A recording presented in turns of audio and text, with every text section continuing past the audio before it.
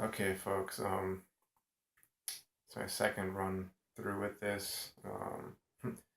Kind of lost track of my thoughts last time, but it is day 5 right now, and I will be heading out in about an hour to the library. I just gotta get myself in motion, just get some work done, because I'm feeling beset by the typical emotions you feel after kind of what feels like a wasted semester. Because I essentially realized, to sum it all up, I realized that essentially it shows the wrong major, and sorry, I had to close my laptop.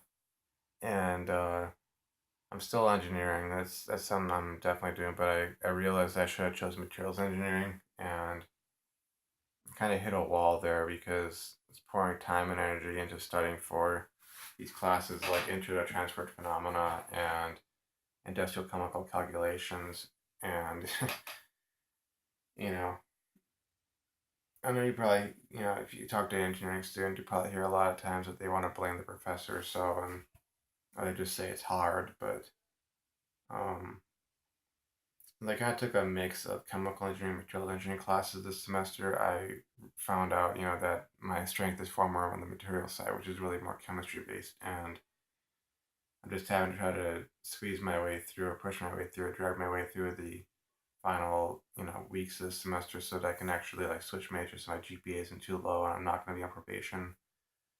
And just I'm trying to have to make myself care about things that I kind of lost the will to care about because I feel like a lot of these professors are a bit, not, excuse me, not a lot, but these two, excuse me, they just don't care, or if they do care, they're just incompetent. And it's not like I want answers and such to be handed to me on a silver platter, like, here, you don't have to do any work, here are the answers.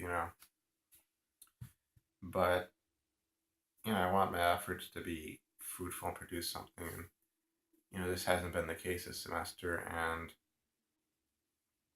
I'm not saying the materials engineering is going to be necessarily easier, but I feel like I have a better grasp of the material and the thinking. And the fact is, like, they're the ones who really do what I want to do. And so it's going to be a hard couple of weeks having to fight off things like boredom and I wouldn't say depression, but definitely anxiety and some level of sadness, and just kind of feeling like like it's been a waste because I set with this semester to have certain things accomplished by the end and feel like kind of like I was still on that trajectory, of living the life I want to live, moving in that direction, but it feels like I'm being stalled, or I'm stalling and I'm having like a setback. So that that has made the whole fapping thing very like attractive, which you know that's why I'm only on day 5 right now, and stuck in my room talking to the walls, and that just makes me feel kind of weird and creepy. But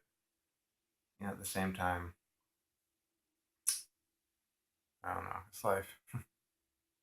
So coming up on about 3.5 minutes, a little bit past that. Um, Other than just a daily update, I wanted to make two major points, and then that I feel like Sigil Magic, would have some help with this or provide some help to this, and so a lot of that has to do with the fact that I'm watching some Grant Morrison videos and I'm listening to lectures by Ryan Murray. I mentioned him in that previous video.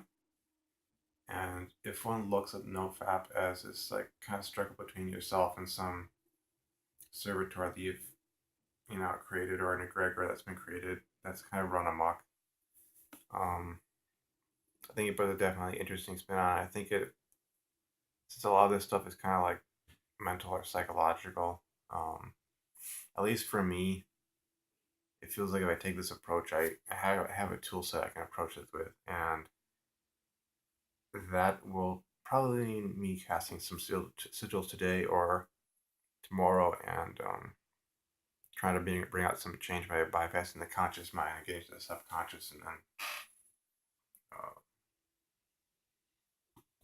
you know with the intention of manifesting change in conformity with my will. So it's gonna be me meditating upon the vision of where I want to be, having accomplished this task, having overcome this, PMO habit or obstacle. And that's my first point. So if you look at it from that perspective, it kind of, for those of us who are into the occult, I think it can open up a tool set that you can use. My second point is that I personally find, I'm sure other people have found this to be true, but you make the most progress in this when you're mentally and physically and all that, miles and miles away from the thing you're trying to overcome. Like, even just surfing the Nofap forums or the Reddit, can actually, like, to an extent, put you in danger of relapsing because of the fact that you're just thinking about that subject. The point of it is to get away from it, to break the habit, to break the addiction, if it is that for you, if it is an addiction, or just to remove that thing from your life. And if you look at things from like a mentalist perspective, or I don't remember what the term was in this chaos magic lecture I heard. It was like the or the consciousness or conscious perspective of or model of the universe or of magic. Everything starts as thought, and then thought leads to action.